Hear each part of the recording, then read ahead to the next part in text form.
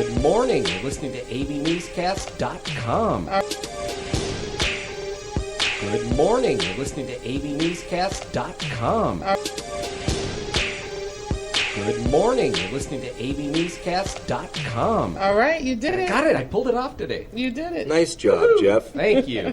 The #1 news talk radio program in the Antelope Valley. Correct. Today we've got a little bit different show. Yeah.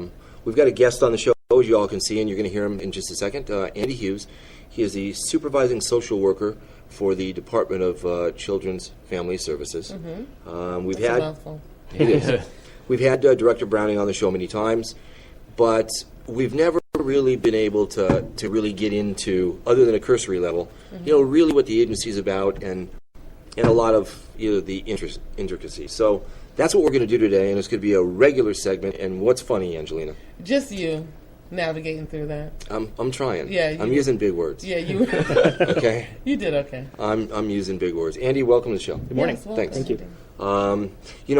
Back when, and we talked a little bit off air, back when Gabriel Fernandez happened and he was killed, there was a light shined on the agency. Absolutely. Okay? For a lot of different reasons, but there was a light shined, and then we recently just had that blue ribbon report.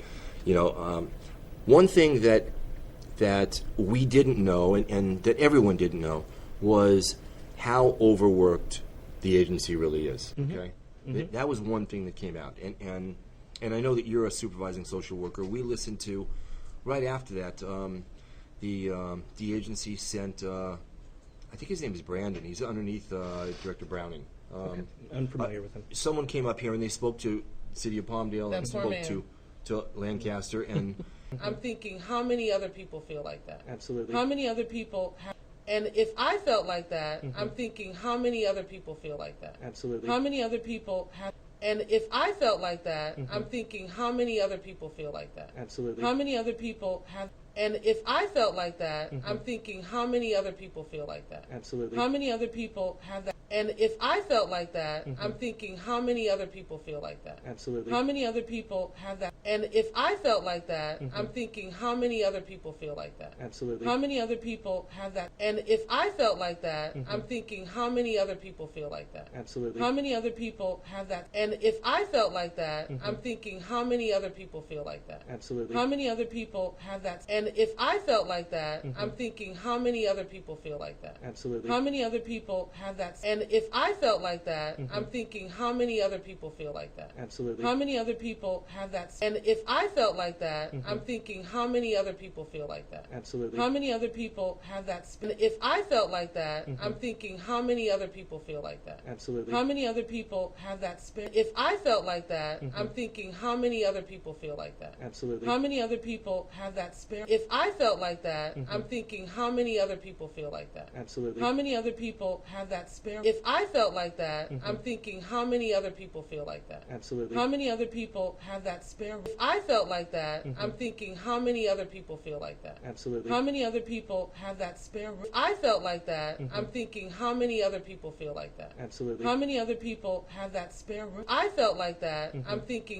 other people feel like that? Absolutely. How many other people have that spare room? I felt like that, I'm thinking, how many other people feel like that? Absolutely. How many other people have that spare room? I felt like that, I'm thinking, how many other people feel like that? Absolutely. How many other people have that spare room? I felt like that, I'm thinking, how many other people feel like that? Absolutely. How many other people have that spare room? I felt like that, I'm thinking, how many other people feel like that? Absolutely. How many other people have that spare room? I felt like that, I'm thinking, how many other people feel like that? Absolutely. How many other people have that spare room? I felt like that, I'm thinking, how many other people feel like that? Absolutely. How many other people have that spare room? I felt like that, I'm thinking, how many other people feel like that? Absolutely. How many other people have that spare room? I felt like that, I'm thinking, how many other people feel like that? Absolutely. How many other people have that spare room? Especially like that, I'm thinking, how many other people feel like that? Absolutely. How many other people have that spare room? Especially like that, I'm thinking, how many other people feel like that? Absolutely. How many other people have that spare room? Especially especially like that. I'm thinking how many other people feel like that. Absolutely. How many other people have that spare room, especially like that. I'm thinking how many other people feel like that. Absolutely. How many other people have that spare room, especially like that. I'm thinking how many other people feel like that. Absolutely. How many other people have that spare room, especially like that. I'm thinking how many other people feel like that. Absolutely. How many other people have that spare room, especially like that. I'm thinking how many other people feel like that. Absolutely. How many other people have that spare room, especially like that. I'm thinking how many other people feel like that. Absolutely. How many other people have that spare room, especially like that. I'm thinking how many other people feel like that. Absolutely. How many other people have that spare room, especially like that. I'm thinking how many other people feel like that. Absolutely. How many other people have that spare room, especially like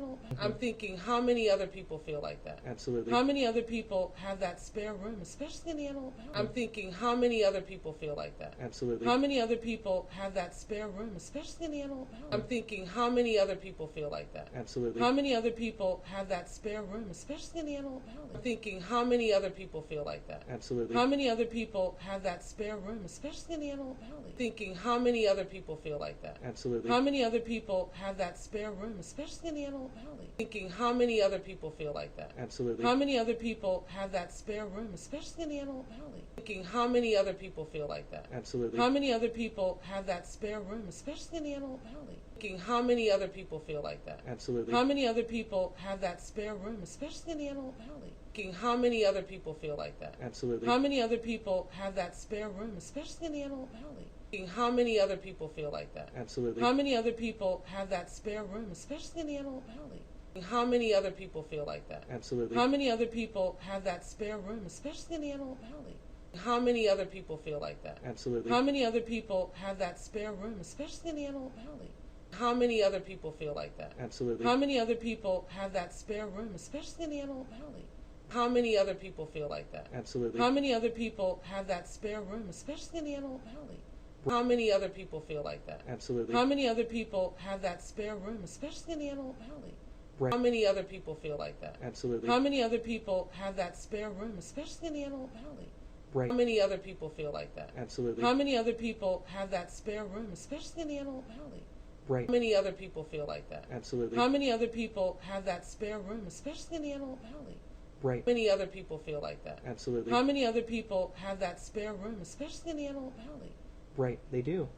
I mean, do. give me a break, Some people you guys. do. Right. Don't get off your couch. Stop talking about it. Stop being surprised about what's going on in the community. If they're not being parented by their parents, be their parent.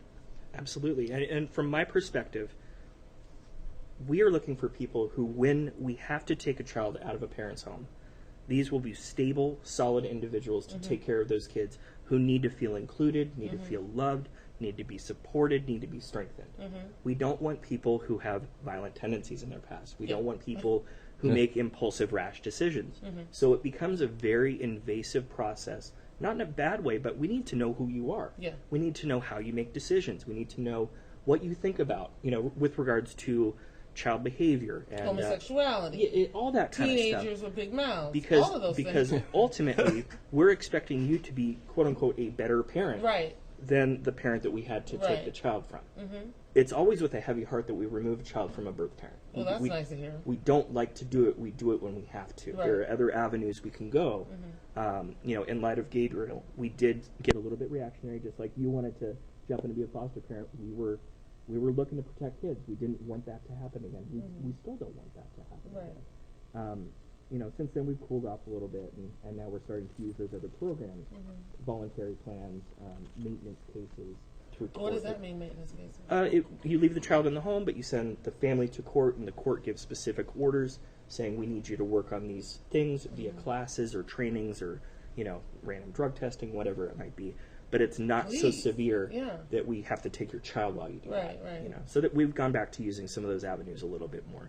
But ultimately, when we do have to make that ultimate decision of removing a kid, we want to know that the person who the child is going to is going to be a good person for that kid. I want to talk a little bit about when the agency decides to make a decision to remove the child in a second. But Angelina touched on something, and I need an answer to this. Does the agency monitor the money that a foster parent gets in the way in which they spend the money? That's a difficult question for me to answer with my specific knowledge base. Okay. My understanding is that it's expected that the check that a foster parent receives is used to buy clothes, food, whatever the child needs. Well, school, yeah, but clothing, that kind of stuff. Child support is expected that it goes toward the children's I'm- needs too, I'm- but that doesn't work. Right. Yeah. I'm not necessarily. I really can't answer the question. If each worker at each office throughout the agency requires an expense report, or I'm not sure. I've never worked in that case management role. I was an emergency response investigator, so I was the person who went out and made that decision. Do I need to remove a child? I was then a dependency investigator. A dependency investigator is a person who, after the child is initially removed, has to recommend to the court, yeah, this child needs to remain in out-of-home care, or you know what, we can work with this child back in the home. So kind of the second guesser, if nothing else. Then I went to the juvenile court services, like we were talking about, where I was essentially processing all new detentions. So every new detention that was going to go to court, I would work up the legal language on it. I would work up the recommendations for the initial case to the court. I would call all the parents and explain the court process. And then I came over to the adoption side. So I've never actually dealt with, all right, your child's removed, you're the foster parent. How much money are you spending? That's something I can't really talk about. I have a question for you because, going through the MAP classes, I'm seeing how that setup is done. I have a wonderful social worker, Wilda, and she came in on first day, scared the crap out of all of us. And so I'm going to be looking at you. And I'm like, I respect it, look at me. And then she put us in the care of two individuals, Delia and Ebony.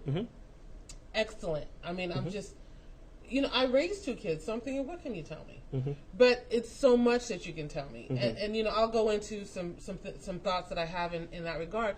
But what I started thinking about is, I wonder if they utilize this kind of team setting when they go evaluate children. Because if it's just one caseworker, if it's one social worker, and for whatever reason they feel like the master's degree is the end-all be-all, which really doesn't mean that much. Sorry. No, it's fine. But what I'm thinking is, if you have that social worker, and then you have a team of other investigators, that it will lighten the load of the social worker, because she could be the person that, yes, I'm going to agree with you pulling that child, and that child needs to be taken away. But then you can have a whole lot more people going out, and a whole lot more people assessing these homes and these children, and going to the schools and talking to all these other people. That you know what I mean? Like, you can have a whole lot more people out there if you widen the base out. Wilda's trusting Delia and Ebony to give us the training, right? And the thought is that we're going to be trained enough to be able to care for these children in our homes. And some of these people are not even high school graduates. So if we could do that, then certainly that theory can be projected on the other end, to where they're going into, you're getting the sensitivity a multi-agency assessment or investigation. How does that work? My understanding of the way that things are still working is you've got one emergency response worker and their supervisor. And occasionally the administrator will get involved with decisions based on certain criteria that are met or not met. But for the most part, if there is a decision to be made, it's between the one worker and the one supervisor. But how many kids are they responsible for? That's the thing. It depends on the month. It depends on the time of the month. Cases are assigned to ER workers by the family, so it's not by the child count. I remember back a while back, there was a recommendation from a third-party audit that one ER worker only carry an average of about 12 cases. Now, when I was an ER worker, I was carrying an average of about 30 cases, so nearly 3 times that amount. I've heard that it's gone down since then, but you got to think about it from the big picture. If you're trying to manage 30 fires, you're going to miss a fire, so that kind of goes back to the whole. We've only got 16 assessors. We've got ER workers who are 3 times overburdened. We actually had to redeploy some administrators to handle old emergency investigations that were over 60 days old. And it's an emergency situation. It's like you're getting all these calls, and you're saying you're sending these people out as fast as you can, but your pool is too small. And so if you widen that out to other people that could be trained, then at least the response for children that need to have somebody with their eyes on them right away. Yeah, and we do use outside services, contracted collaterals. Okay. So if it's the sort of thing where there is a suspicion, or I'm sorry, the parent is being suspected of being a substance abuse type person, we'll have that person go to a drug testing agency. We don't staff that agency. It's not our budget. It's not our money. But then we get a result that says, yeah, this parent was using whatever. If there's a mental health concern, we use upfront assessments or assessments through the Department of Mental Health. We don't do those assessments, even though we have the legal capability to do it as MSWs, Masters of Social Work. We could do, a psychosocial assessment under the supervision of somebody with a license, but we choose not to because we know we've got so many other things to worry about. So we'll send them out.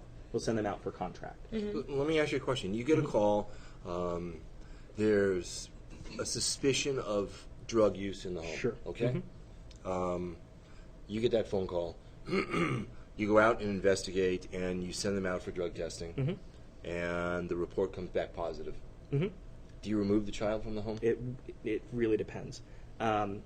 It would depend on a lot of dynamics about the case. So I can't necessarily give you if this, then this, or if this, then this. But that being said, if there's a lengthy chronic history of substance abuse cases or referrals or investigations by us, that plays a factor. If we run a criminal background, and That's what I was going to ask you. Right. Say that they have 3 prior arrests, for substance possession, or what have you, and now there's another problem. Then do you guys? I'll even one up you. Let's say that there's a lengthy criminal history, like you said, and let's say that there's a child abuse investigation history with a lot of unfoundeds or inconclusives where we couldn't really tell. I would remove that kid because there's. Follow this. I like that. That isn't a clear cut. There never here is. it is. And here it is. We got to just follow this. I like that. That isn't a clear cut. There never here is. it is. And here it is. We got to just follow this. I like that. That you isn't a clear cut. There never here is. it is. And here it is. We got to just follow this. I like that. That you assess each case individually. I think that's great. You know what, guys? I think we should get your counterpart. I'm not sure if you call her your counterpart or not, but we do have Shelley on the line too. So maybe we could tie her in to this conversation. Hi, Shelley. At this point. Hi, good morning. Hi, good morning, Shelley. You're on live, and it's Steve and Jeff and Angelina and Andy. Yes. Oh, good morning, everybody. Good morning. Good morning. Shelley, what exactly do you do?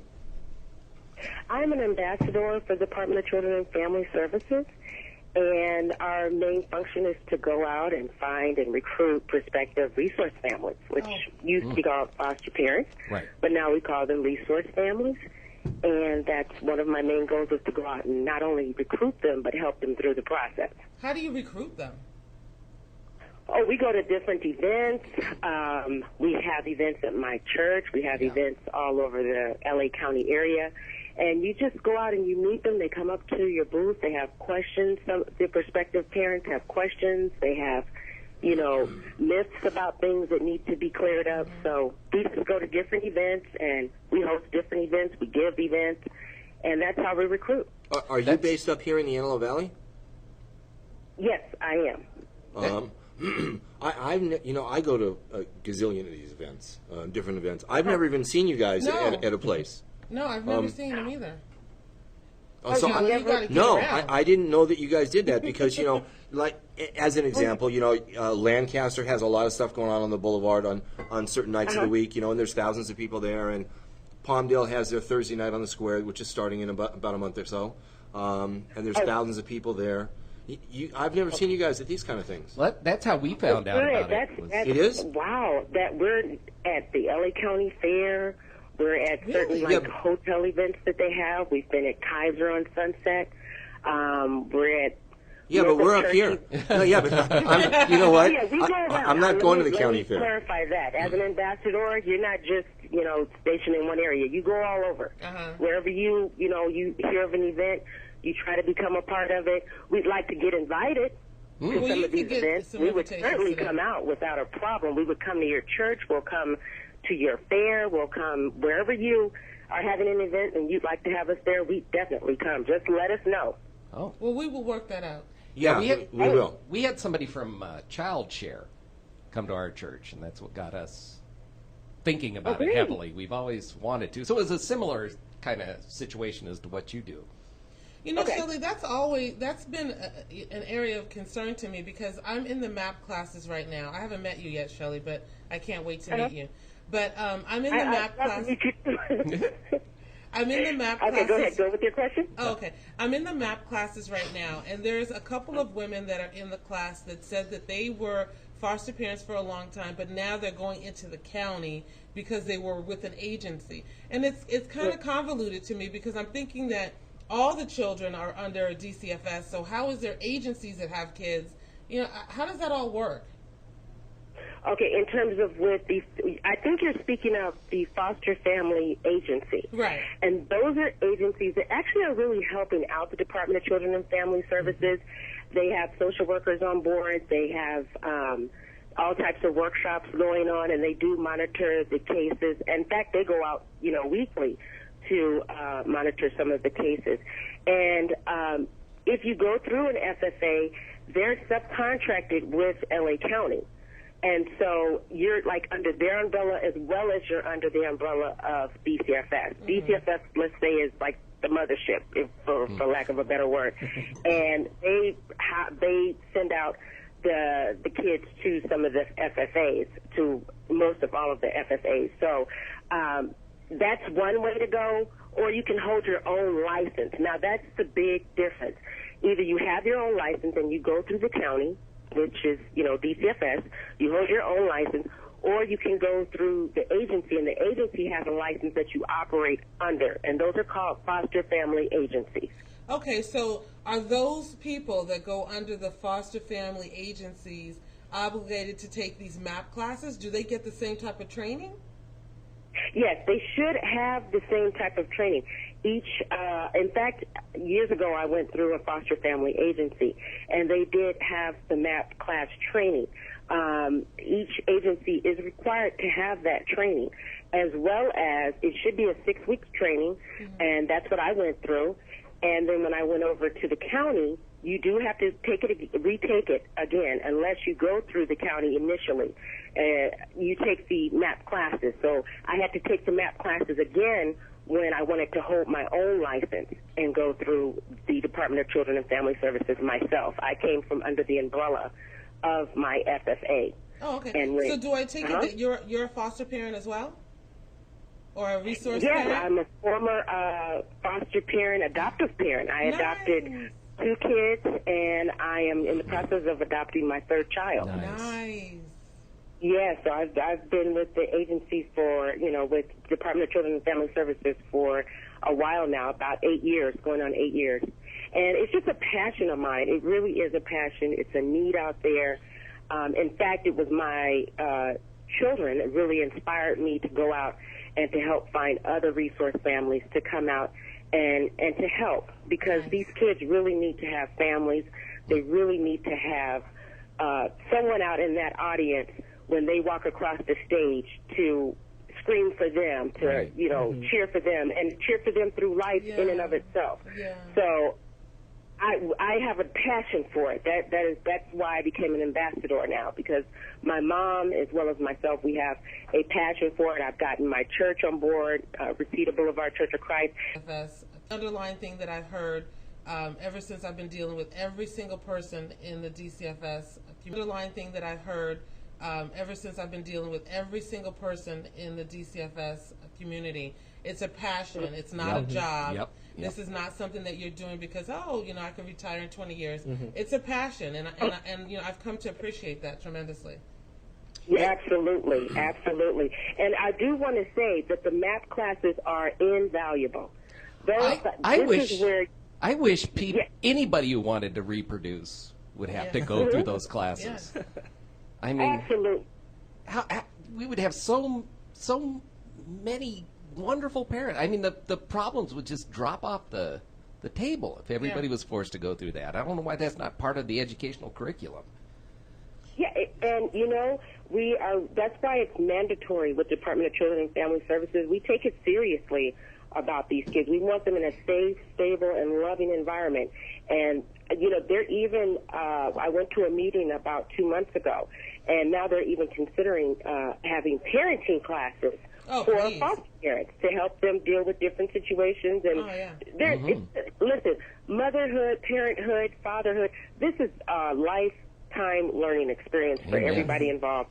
And you can never get to a place where you say, I know everything, or this is the exact way to do it. Exactly. So that's why I say math classes are invaluable.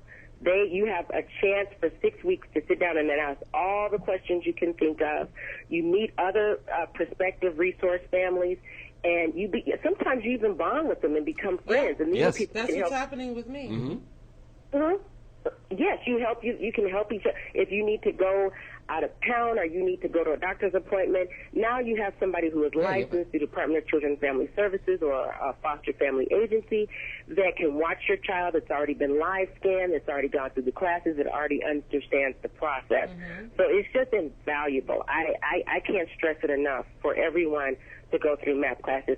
And even people at these faith-based organizations or any organization that deals with foster children, or they need to go through, I would recommend they go through the MAP classes so that they can get, you know, a better understanding and look at it a whole different way. It is invaluable. It is invaluable. You hear 6 weeks and people are like, oh, I don't want to do that. Can I really do this? Can I sit in that class? When you go, I guarantee you'll be filled with so much information. You'll have fun. You'll really want to get out there and Shelley, you'll cry. And there's no sitting there for periods of time with nothing going. I mean, you're packed with information. Yeah, it's every bit of it useful. Hey, Shelley, let me ask you a question, and Andy, this is to you too. Sure. There's thousands of people listening right now, okay? And so I'm sure there's some people listening right now that say, you know, I want to open my home. You know, I want to do something. I want to help some of these kids that are sleeping in an office building or in a hallway or in a cubicle or you know, whatever. Right. What do? Do they call you, Andy? Do they call you, Shelley? What's their first step? Call, Share Your Heart LA at 888-811-1121. Again, that number is 888-811-1121.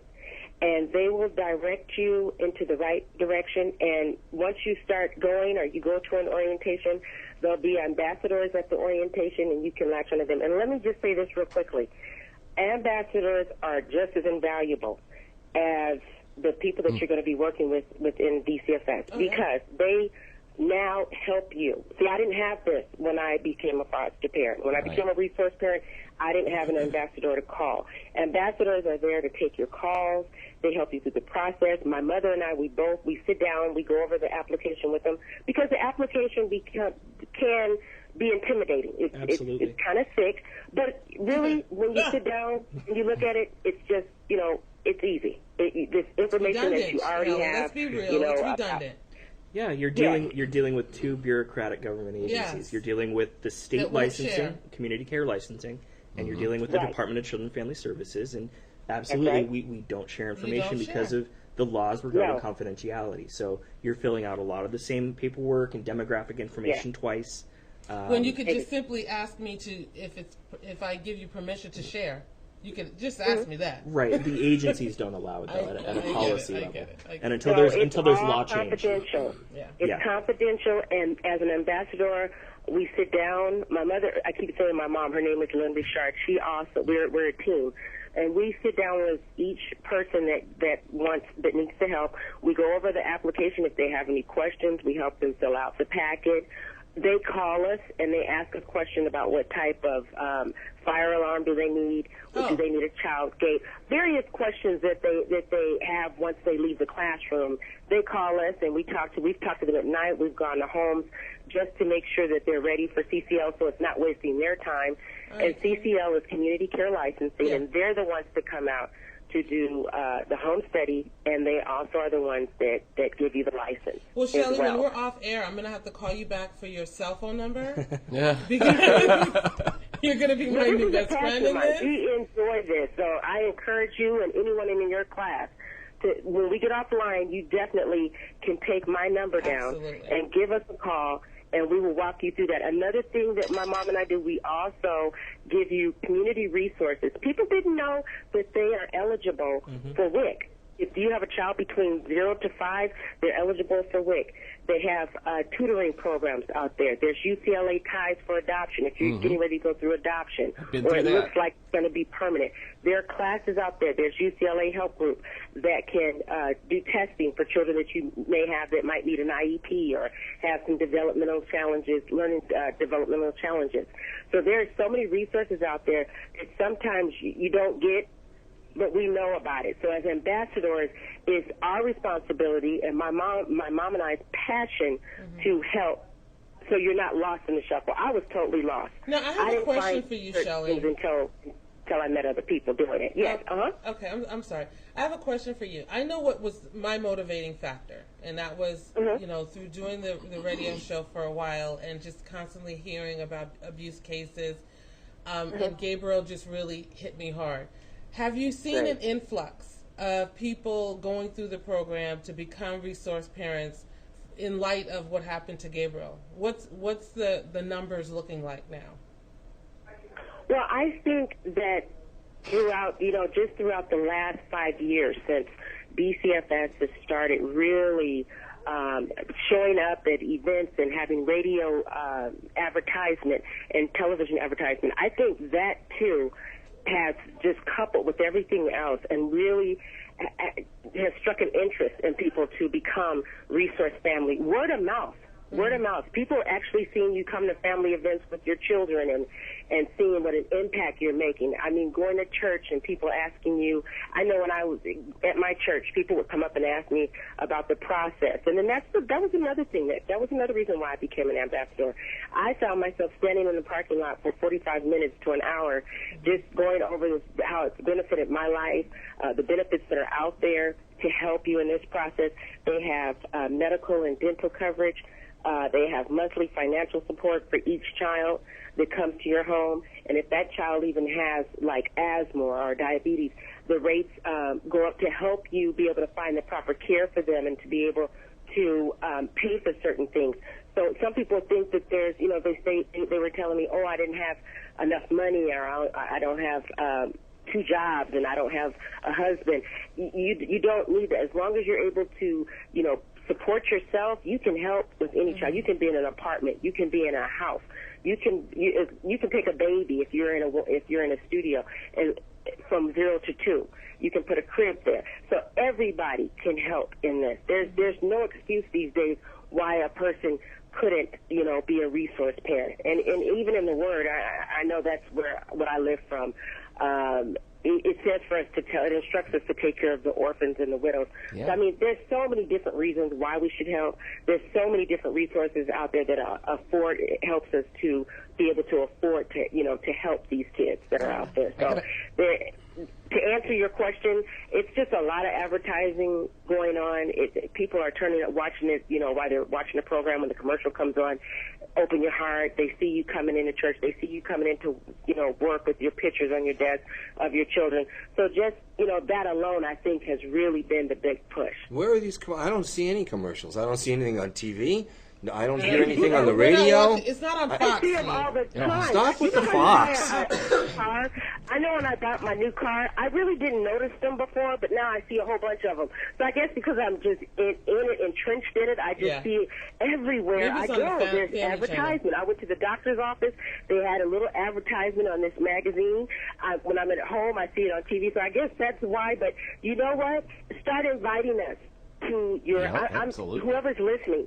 If your church is giving an event, if someone out there is getting ready to host a fair, call us. We'll come out. We'll set up a booth. We'll stay out there all day.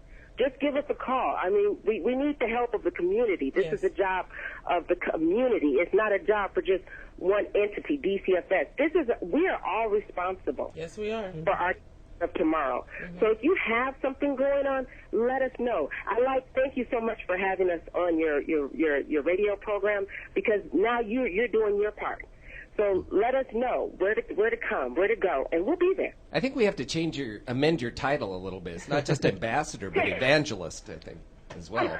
Thank you. Yep. Thank you. But you know what? I have a passion, and when you have a passion for something, it just speaks volumes. You know, it just comes from Yes, it does. from somewhere. It just takes on its own life, and I truly do. My mother and I, we truly have a passion for this. So that's where it comes from. Thank you. I adopted 8-year-old twins through fostered and then adopted, and it's been the most difficult, but it's been the best thing that I've ever done in my entire life. I've gone through some trials, but I tell you what, I'd do it 1,000,000 times over again. They're just so precious. I'm so in love with those kids. Oh, I did. Yes, yes, I hear you. Steve and Angie will tell you, I'm gaga over these kids. Shelley, thanks for taking the time to come on the show. Shelley. Thank you for having me. I have enjoyed talking to each and every one of you. And please, anyone out there, open your heart. Open your heart. Help a child. There's thousands of them coming through the DCF doors, and we need your help. Yes. And thank you, Steve, for having me on your show. I appreciate it, and I will come back anytime you need me to. And I'll come to any event you give, okay? Okay, you got it. We're going to reach out. We're going to get you in touch with some people at both cities up here. Yes, and absolutely. we're going to get you guys involved in stuff that's going on here in the Antelope Valley. And Shelley, hold the line because I'm going to get your cell phone number. I wasn't playing. Okay, please do. Please do. Bye, everybody. Have a blessed day. Okay, All right, bye. hold on, Shelley. Hey, Andy, let me ask you a question. Sure. One thing that Shelley mentioned was, if you have to show that you have the ability to take care of yourself, right? Yes, absolutely. Because one of the myths and that people think about is that, people become foster parents because they can't find a job, they don't have any money, and hey, here's my paycheck, kind of a thing. Yeah, that is a misconception. You aren't going to get rich doing this. But that was, you know what? But that was my belief. Okay. I never, until how long have you had your kids, Jeff? They 5 were years? They were in our home for 5 years. With the adoption was final, not this past January, but the January before. Okay, so until Jeff and his wife Cindy got involved, I was living the myths. Okay, Sure. Yeah. Totally. Okay, I completely lived the myths. Now I have a better understanding about it. Okay, but I thought that 80% of the foster parents out there are on crack, and they're all doing this stuff, and this is just a way They for them to don't care make about the money, kids. and it's just profit making. Right, Yeah. sure, Okay. sure. And they're all out of prison, and that's Dang, well, you know That's what? a pretty dark outlook. Okay. You went way past what I was thinking. Okay. Well, I know. There is a but, misconception out there Yeah. that Yeah, there foster is. parents they don't work, they're really just doing it for the paycheck. The kids are providing them a source of income. There is that Right. misconception. In reality, our foster parents, their criminal backgrounds are thoroughly vetted. No DUIs, no violent felonies. If there's even a pattern of arrests for violent crimes with no misdemeanors, or if there's even just the pattern for arrest, we're throwing them out. We can't have those people because we're talking about kids. Right. We need these foster parents to be able to provide a stable house for the child, not because the child's in their home, but because they already have it. So we run through employment verification. If you're self-employed, we ask for your tax returns. We ask for essentially not a budget necessarily, but where is your money? Where is your income? Where are your expenditures? We want to see that there's a positive balance before you have a kid in your home. Because the fact of the matter is the money that you get as a foster parent barely covers the needs for the child. Right. And if there's anything that comes up emergently, or there's a situation where the child needs more than that basic rate, it takes a while for that money to get made. It's not just overnight that you get an extra paycheck. So ultimately, the misconception is out there, and I'm glad that you brought it up. The reality is our foster parents, by and large, are doing the best they can. They're good people with good hearts. They do what they can to make money. A lot of them, you're right, they don't have these awesome six-figure, full-time jobs, but they do go and work. Yeah. Right. No, I understand that. We need to take a break for a second, okay, and pay our sponsors, and we appreciate that. So let's take a quick break, and then we'll be right back. You're listening to AV Newscast on News Talk Radio. Stand by.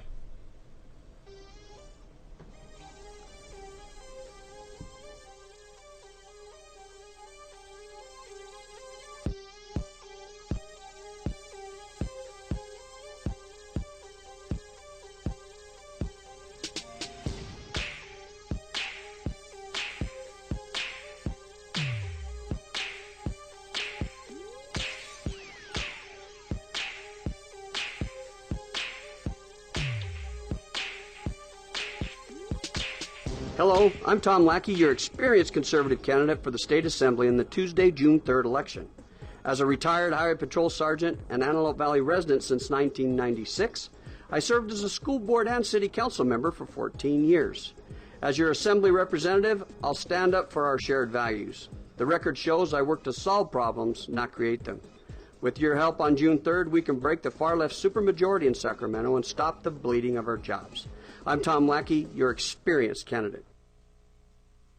There's a school in Palmdale that's become the talk of the town. It's called the Guidance Charter School, and many parents say it's magical. The Guidance Charter School is WASP accredited, scored 783 in academic performance, and has an educational curriculum that exceeds the state of California standards. The curriculum is enriched through age-appropriate exposure to information technology, arts, foreign language such as Arabic, and physical education. The Guidance Charter School has a winning CIF sports program with soccer, basketball, cross-country, volleyball, swimming, cheerleading, and more. An open enrollment, free tuition school, publicly funded. They've been in business for 12 years and are fully approved by the Palmdale School District. The Guidance Charter School has small classroom environment, 20 students in grades K through 3, 25 students in grades 4 through 8, and no more than 30 students in grades 9 through 12. Call the Guidance Charter School in Palmdale at 661-285-1600. That's the Guidance Charter School in Palmdale at 661-285-1600. And check out their website at thegcs.org. A better high school choice.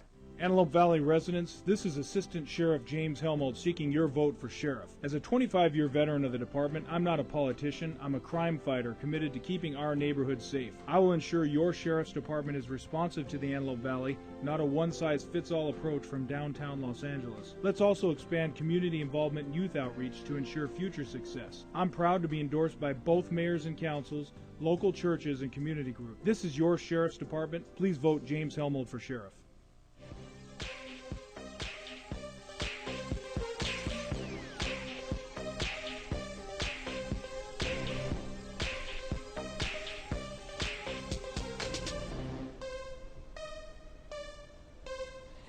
Welcome back to AVNewsCast.com. Hey, Annie, let me ask you a question. Before you got into the foster parent end, okay, of DCFS, you were an investigator. Correct. Okay, and somebody would pick up the phone and make this accusation and da-da-da. Hypothetical, all right? DCFS receives a call that a mother is at Antelope Valley Hospital, or in a hospital. She's about to have a baby, and she's been doing drugs. Okay? What happens? Depends on the worker, depends on the case, depends on the history, depends on the criminal background, depends on the drug specifically, depends on if she was tested during prenatal care. A lot of depends go into that case. Okay, say... well, who would make the call? Say the agency... I don't know. It's an anonymous call. Well, it could be from one of the nurses at the hospital who all got a positive mandated drug reporters. test. Yeah. Oh, okay, got it. All right. It could be from a number of people. Yeah. But if the call comes in, does the agency send someone to investigate? Absolutely. Yeah, that's what I'm getting. Okay, at. I see where you're going. Okay, we have two different ways of prioritizing. Well, we have three ways really of prioritizing investigations. We have referrals that come in, allegations that come in. They just seem a little bit, they don't seem like an immediate danger to a child. So let's say mom has some depression. We noticed that the kid was picked up late from school twice this week. The kids are 8 and 13. Okay, and that's really the only allegation. That's not emergent where, as somebody who's fielding that phone call, it's like, oh, we need to get somebody there right now. Right. So we respond to the state requires a within 10-day response. Our county has decided policy-wise to make it within 5 days. Okay, so we will. Is that on all allegations? That would be for all allegations. Okay. They're kind of those more quote-unquote moderate type allegations. Okay, if we have a situation where the call comes in and it's from an aunt who went to a family gathering and the child was hit right then and there. Okay, that's an immediate response. We are sending a worker out as soon as possible. Okay, we have one level that's even quicker than that called an expedited response, and that's when a child has already been detained by law enforcement. And so we need a child abuse assessment expert from DCFS to get out there and begin the assessment. So those are the three ways that we would respond. In this sort of situation, it would depend. Is the baby ready to be discharged? Or you said the baby is about ready to be born, right? say mom just gave birth to the baby, Okay. and an anonymous call came in, hey, mom's using drugs, and the call came in from the outside. It was anonymous, all right, and so would you guys act on that? Would you Absolutely. send someone to the hospital We absolutely will. and try to do it before mom's That discharged? sounds a little questionable because if it's not coming from an official, We have to feel. I'm calling right. from a payphone because I just want to cause havoc. Yep, and You know that what I we get a mean? lot of those. And That's terrible. you as a concerned citizen have the right to make an anonymous phone call. You Uh-huh. don't have to leave any information. None of it has to be verified. We get a lot of calls like that. I can't give you a percentage, but a large portion of the calls that the department receives come in anonymously. And when you get out there and you do your thorough investigation, it's really two neighbors who are going at it, or it's it's an ex-girlfriend or something like that. The ones that come in from mandated reporters are a lot more scary. Right. But going back to your scenario, Steve, it would the time frame within which we would respond would be based upon the child's discharge date. Okay. So let's say that this kid was born, and let's say that the child even had a positive toxicology. We are going to send somebody out before that kid goes home. Okay. But if the child is going to be in the hospital for 3 or 4 days because of other medical issues, we might not send somebody out till the 3rd or 4th day because we know that we're going to get that physical abuse case where the aunt saw the kid. Right. Okay, so that's how we make that determination. But we will always send somebody out if there's an allegation of substance abuse. If there's a positive drug test, like a positive toxicology at birth, we're always going to send somebody out on those. Okay. I just want to continue this hypothetical, okay? Sure. Yeah, Only yeah. because... No, it's a learning experience. It's yeah, tangible. and this is someone that happens to be listening to the show right now, Okay. that has asked me, hey, can you do this? And they wanted me to do this when Director Browning was on, but we didn't have enough time. When they go to the hospital, they find out that there is no positive test. Okay. So they don't remove the child. Right. But a week later, they're told to go to court. Okay. Okay. With You're no talking positive? about the birth parent. The birth is told- parent. Okay. To go to court. Okay. And for other reasons, other things, like domestic violence that had been, that was going on, that didn't involve the baby, but stuff that was going on in the home, the court removed the child after 7 days after birth. Okay. Now they're having a hard time getting the child back. Well, because she needs to kick out the boyfriend. Are you kidding? I mean, hello. Yeah. The boyfriend's been kicked out. Okay. But it is a process to go through. I mean, It you is. No, don't that's you don't just easy. go the That's- next. That's quick.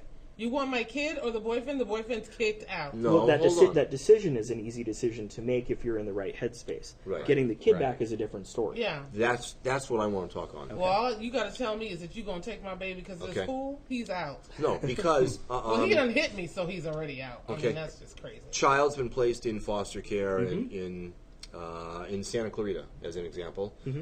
They live up here. Money's tight. They have to make every 3 days or every 4 days or whatever trips down to see them, and it's not an easy problem. They're in and out of court trying to get the baby back. Yeah. Okay, and it's not an easy process. No. It is not an easy process. But it's not supposed to be when you make a bad decision. I'm sorry. And I'm not trying to be a mean person, but this is why you need to vet who you want to have babies with. And if the man hits you, especially before you get pregnant, you need to let him go because he's not going to do nothing but bring you heartache. Then the other side of this, I spoke directly to Mr. Fox about this. We need to have some laws terminating parental rights when there's domestic violence. Because that father, in my humble opinion, has no right to establish a relationship with a child if he can't control himself. Right. And just Or like mother. pedophile, yes. Just like pedophiles and rapists, I have zero tolerance. I have zero tolerance if you can't control yourself. Right. You can use your mouth, cuss me out, whatever you want to do, but if you touch, then the threat level is completely out of control. Right. And the baby doesn't need to be a part of that. Right. Steve Fox is our state assemblyman up here in the Antelope Valley, like Scott Wilk down in Santa Clarita, and so we've reached out to him a lot. I do agree. When there's domestic violence in the house, absolutely. we take it very there's no seriously. question. We do take domestic violence very seriously. Now, you guys screen. You screen foster parents, Yes. okay, potential foster parents, really well. There was a report that came out right around when Gabriel Fernandez was killed that talked about about 120 kids, for whatever reason, being placed into homes where they were sexual pedophiles. Yes. Okay. Lord. Okay. Obviously, that passed through the screening process. Something got Yeah, and like our ambassador touched on, there are different ways to become a foster parent. Right. Okay. You have the county process, which is That's the what I'm only getting process at. I can Right. speak through. There's the FFA process, which I am not an expert on. I really have no knowledge what their actual assessment is. I know that they do trainings, but I don't know how they do their specific assessments. And then if you're a relative caregiver or a non-related extended family member, you can provide care for a child too, and that's not my assessment. Right. Okay? So as to that specific report, I can't necessarily say how those people slip through the cracks. What I can say is that the way that the county does an assessment, we do a criminal background check through the California Department of Justice, the Child Abuse Central Index through Sacramento, and then the FBI. Okay, we look at all three of those backgrounds. We rule out anybody who has violent tendencies. We rule out anybody who might be in it for the paycheck, so they've got a lot of forgery charges, misusing a credit card, any of those sorts of things. We're ruling those people out. We're ruling out anybody who comes back with mental health convictions. We're ruling out. There are a couple of different ways that a couple of different things that we look for as essentially rule outs. And we tell the person, we do this background check early because we don't want them to get too invested if they can't go further. Right. We'll tell them, before the classes even start sometimes. Yes, the first one. Yeah. If you have this, don't come back. Okay. So once the people go through the training process, they will be assigned an assessor if they haven't been already. So Miss White in your case, but we're doing some different things. That assessor will sit down and get deep into your personal life. Okay. They're going to be asking you questions about your sexual history. They're going to be asking you questions about that was a short list. Any substance abuse history. Nice. Nice. They're going to be asking questions about any substance abuse history, any mental health history. We're going to be asking you to go to a doctor to be evaluated with a drug test attached to that. We're going to be asking, 3, 4, maybe even 5 references, people that to write letters. And people are honest because it's a real deal. And when somebody sees a letter from the Department of Children and Family Services saying, do you recommend this person to be a foster parent? People are overwhelmingly honest. And we get back references that say, yeah, it did. That's what I want to know. Yeah, It did. Yeah. And it did. Class thin out. Yeah, it did. That's what I want to know. Yeah. It did. Yeah. And it did. Class thin out. Yeah, it did. That's what I want to know. Yeah. It did. Yeah. And it did. Class thin out. Yeah, it did. That's what I want to know. Yeah. It did. Yeah. And it did. Class thin out. Yeah, it did. That's what I want to know. Yeah. It did. Yeah. And it did so quickly that I can't even remember who they were. Yep. Well, because they never got invested in the process. Yeah, because they were like, and people did raise their hand and said, well, what if I got a felony and it was for, and I was like, well, shoot, she said no felony. Why would you even? Right. But somebody actually emailed me a question and said, I have some problems in my past. It was 30 years ago, and I heard that I could apply for a waiver. And they talked about the waiver, but Wilda was like, you can put the waiver in, but I'm telling you, good luck. Wilda was very, very clear about her position, and she's the advocate for these children, and it might as well have come from her, because she is not taking any chances, none. And it's a child safety issue. Yeah, you can put the waiver because it's your right, but I'm just telling you. Yeah, and it depends on what the crime 30 years ago is for. What if it was a DUI 30 years ago? Then you need to show me that you've been attending something like AA or programs on a regular basis. Is there alcohol in your house? That's a red flag for me. Right. Because once an alcoholic, always an alcoholic, and if you have a DUI, you're making poor decisions. Oh, but I just drink socially now. Yeah, well, no. I know. No. I'm sorry. Right. It's a case-by-case basis, and I couldn't necessarily In speak that to the case would be specifics. But in a case where you do have a DUI conviction on your record, you still drink alcohol, that's an issue for me in terms of providing appropriate care for foster kids who have been removed from their birth parents for possibly similar reasons, for drinking, for using drugs. That kid is going to see, well, this is no different than my birth home. Why can't I be in my birth home? And then there's going to be very ambivalent behaviors that come out of that child. Now, say that the kids, and I want to talk about this, kids are removed from their birth home, okay? until, I don't know what example, a DUI or domestic violence or, whatever. How long are they going to be out of the home? It depends on the case. I've had cases where the judge will send the kids back with the parents the day of the detention hearing, so that's within 72 hours of removal. I've also seen it, where if it's a younger child, the birth parent has 6 months to reunify with the child, otherwise they move forwards with an alternative plan like, like adoption would be one, or legal guardianship would be another. And then, for some kids it can drag out 12, 18. Sometimes the plan drags out a little further, but the most time a birth parent has to reunify is 18 months. Okay. The most time they have. Yeah, that is the longest extension that the court will give a birth parent to receive reunification services. Okay, they want to step back up to the plate. They want to do it. They just can't seem to shake the drugs. Okay. They just can't seem to do it. Okay, and that 18-month window expires. Okay, and at the 11th hour, I've been clean for 30 days, kind of a thing. They run a risk of losing their kids. Absolutely. Right? And shouldn't they?